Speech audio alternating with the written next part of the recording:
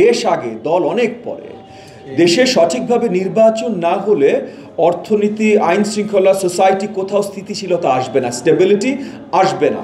আমি আবার পরিষ্কার করে আপনাদেরকে বলি, এই যে গত 1 মাস আগে যে বাজেটটা প্রদান করেছে অন্তর্বর্তীকালীন সরকার, ডিসেম্বরের ভেতরে এই বাজেটের রেভিনিউ শেষ, মানে কামাই শেষ, খরচ আরো 6 মাস বাকি থাকবে।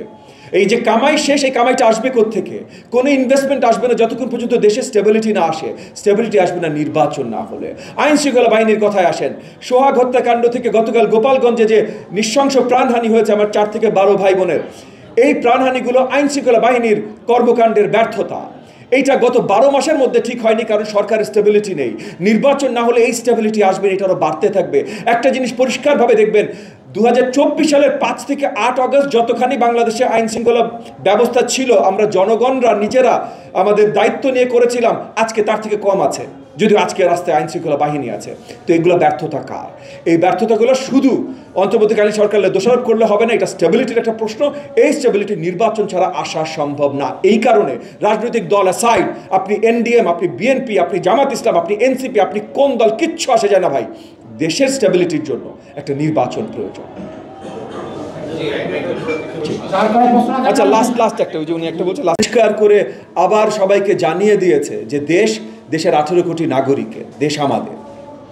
আইন শৃঙ্খলা বাহিনীর কতখানি বেহাল অবস্থা সেটা নিয়ে আমরা ইতিমধ্যে আলোচনা করেছি।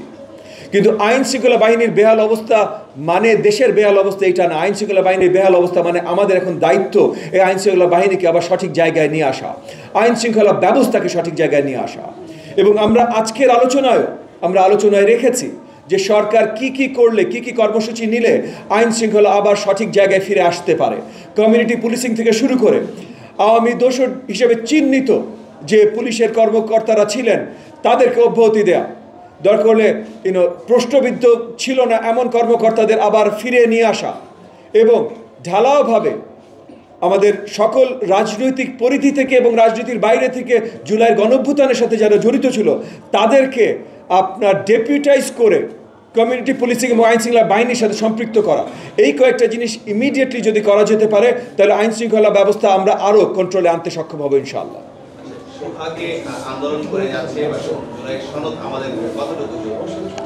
দেখেন, জুলাই সনদ